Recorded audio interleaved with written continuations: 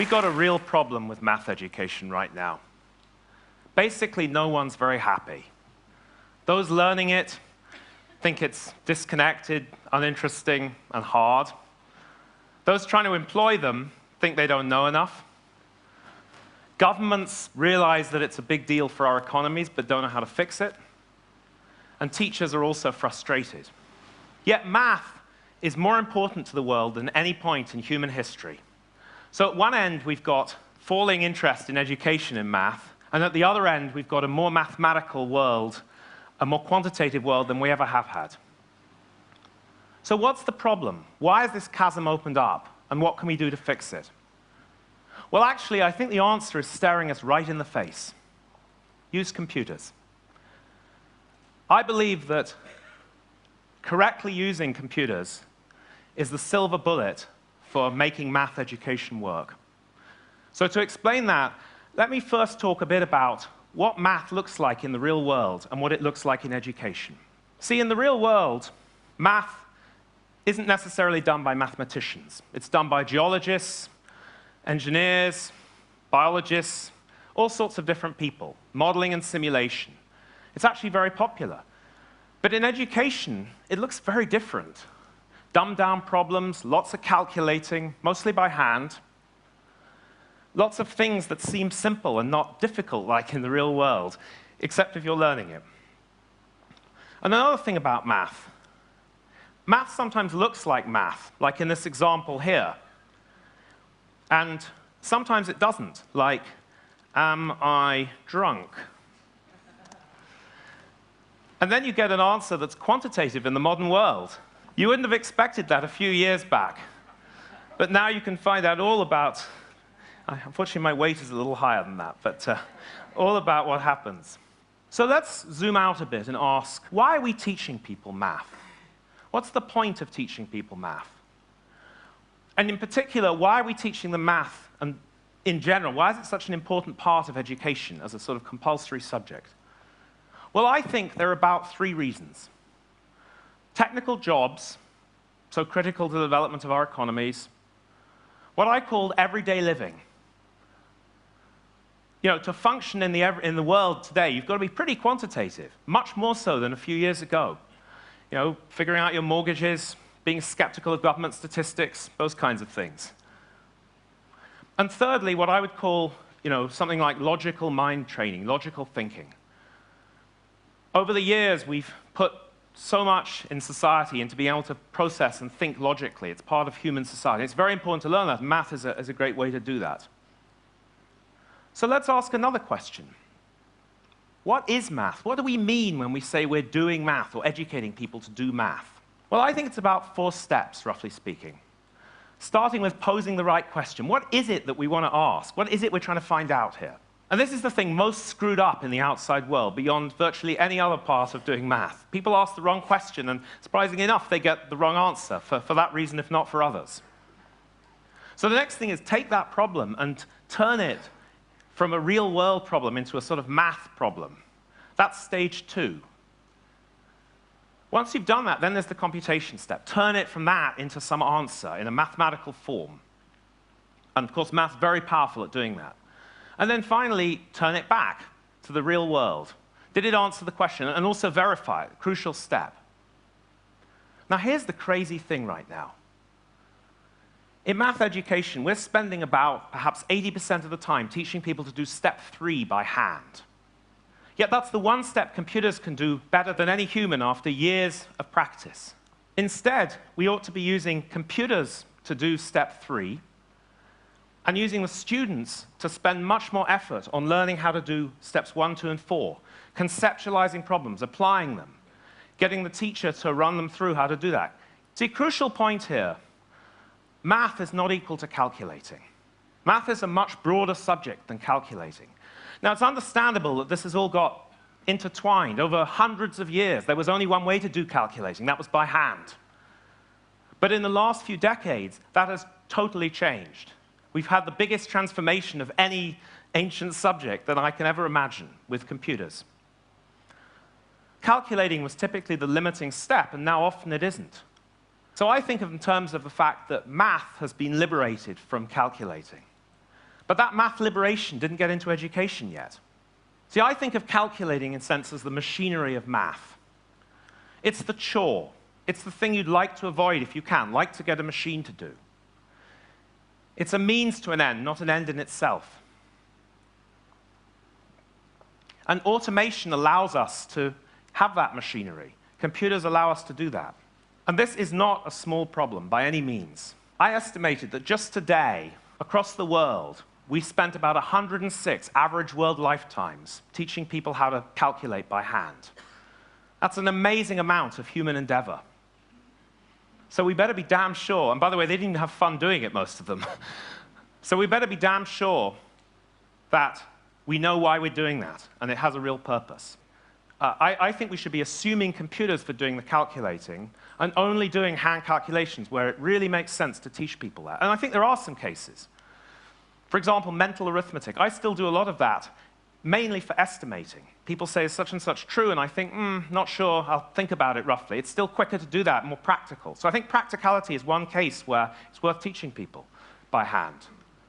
And then there are certain conceptual things that can also benefit from hand calculating, but I think they're relatively small in number.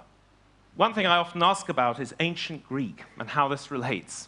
See, the thing we're doing right now is we're forcing people to learn mathematics. It's a major subject.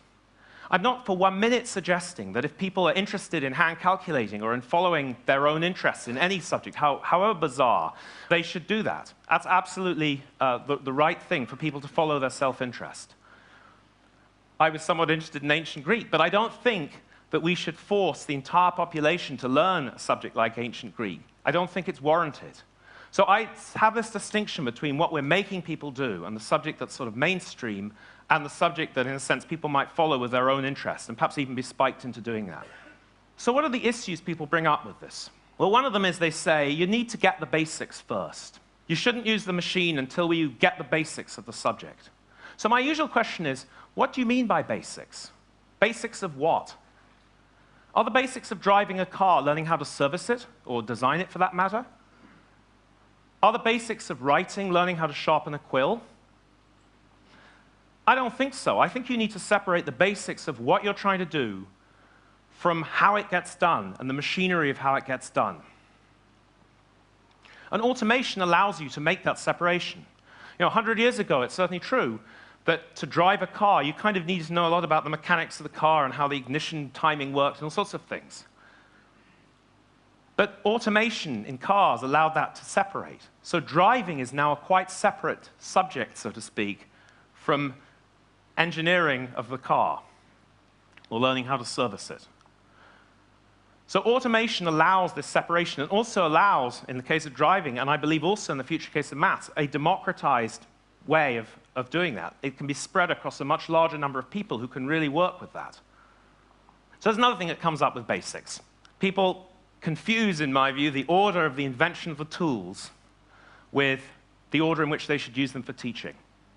So just because paper was invented before computers, it doesn't necessarily mean you get more to the basics of the subject by using paper instead of a computer to teach mathematics.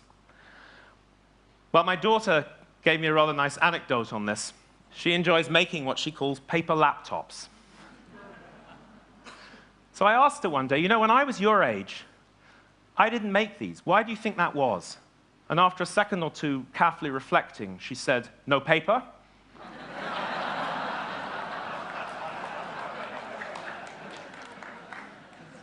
If you were born after computers and paper, it doesn't really matter which order you're taught with them in. You just want to have the best tool. So another one that comes up is computers dumb math down. That somehow, if you use a computer, it's all mindless button pushing. But if you do it by hand, it's all intellectual. This one kind of annoys me, I must say. Do we really believe that the math that most people are actually doing in school practically today is more than applying procedures to problems they don't really understand for reasons they don't get? I don't think so. And what's worse, what they're learning there isn't even practically useful anymore. It might have been 50 years ago, but it isn't anymore. When they're out of education, they do it on a computer. So just to be clear, I think computers can really help with this problem, actually make it more conceptual. Now, of course, like any great tool, they can be used completely mindlessly, like turning everything into a multimedia show. Like the example I was shown of solving an equation by hand, where the computer was the teacher, show the student how to manipulate and solve it by hand. This is just nuts. Why are we using computers to show a student how to solve a problem by hand that the computer should be doing anyway? All backwards. Let me show you that you can also make problems harder to calculate. See, normally in school, you do things like solve quadratic equations. But you see, when you're using a computer, you can just substitute. You can make it a quartic equation, make it kind of harder, calculating-wise. Same principles applied, calculations harder. And problems in the real world look knotty and horrible like this. They've got hair all over them. They're not just simple, dumbed-down things that we see in school math. And think of the outside world. Do we really believe that engineering and biology and all of these other things that have so benefited from computers and maths have somehow conceptually got reduced by using computers? I don't think so. Quite the opposite. So the problem we've really got in math education is not that computers might dumb it down, but that we have dumbed-down problems right now. Well, another issue people bring up is somehow that hand calculating procedures teach understanding. So if you go through lots of examples, you can understand how the basics of the system work better. I think there is one thing that I think very valid here, which is that I think understanding procedures and processes is important. But there's a fantastic way to do that in the modern world. It's called programming. Programming is how most procedures and processes get written down these days. And it's also a great way to engage students much more and to check they really understand. If you really want to check you understand math, then write a program to do it. So programming is the way I think we should be doing that. So to be clear, what I really am suggesting here is we have a unique opportunity to make maths both more practical and more conceptual simultaneously. I can't think of any other subject where that's recently been possible. It's usually some kind of choice between the vocational and the intellectual. But I think we can do both at the same time here. And we open up so many more possibilities. You can do so many more problems. What I really think we gain from this is students getting intuition and experience in far greater quantities than they've ever got before. An experience of harder problems, being able to play with the math, interact with it, feel it. We want people who can feel the math instinctively. That's what computers allow us to do. Another thing it allows us to do is reorder the curriculum. Traditionally, it's been by how difficult it is to calculate. But now we can reorder it by how difficult it is to understand the concepts, however hard the calculating. So calculus has traditionally been taught very late. Why is this? Well, it's damn hard doing the calculations. That's the problem. But actually, many of the concepts were amenable to a much younger age group. This was a little example I built for my daughter, and very, very simple. You know, we were talking about what happens when you increase the number of sides of a polygon to a very large number. And of course, it turns into a circle. By the way, she was also very insistent on being able to change the color. Important feature for this demonstration. You can see that this is a very early step into limits and differential calculus and what happens when you take things to an extreme and very small sides and very large number of sides. But that, very simple example, that's a view of the world that we don't usually give people for many, many years after this. And yet that's a really important practical view of the world. So one of the roadblocks we have in moving this agenda forward is exams. In the end, if we test everyone by hand in exams, it's kind of hard to get the curricula changed to a point where they can use computers during the semesters. And one of the reasons it's so important, so it's very important to get computers in exams. And then we can ask questions, real questions. Questions like, what's the best life insurance policy to get? Real questions that people have in their everyday lives. And you see, this isn't some dumbed-down model here. This is an actual model where we can be asked to optimize what happens. How many years of protection do I need? What does that do to the payments and to the interest rates and so forth? Now, not for 1 minute suggesting it's the only kind of question that should be asked in exams, but I think it's a very important type that right now just gets completely ignored and is critical for people's real understanding. So I believe critical reform we have to do in computer-based math. We've got to make sure that we can move our economies forward, and also our societies, based on the idea that people can really feel mathematics. This isn't some optional extra. And the country that does this first will, in my view, leapfrog others in achieving a new economy even, an improved economy, an improved outlook. In fact, I even talk about us moving from what we often call now the knowledge economy to what we might call a computational knowledge economy, where high-level math is integral to what everyone does in the way that knowledge currently is. We can engage so many more students with this, and they can have a better time doing it.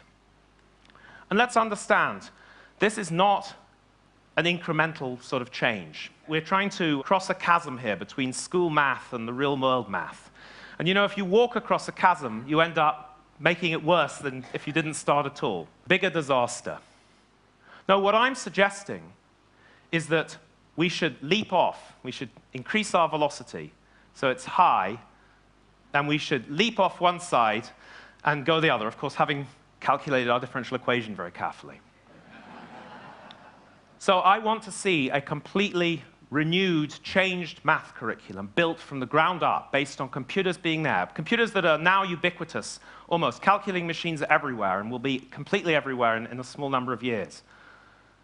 Now, I'm not even sure if we should brand this subject as math. But what I am sure is it's the mainstream subject of the future. Let's go for it. And while we're about it, let's have a bit of fun for us, for the students, and for Ted here. Thanks.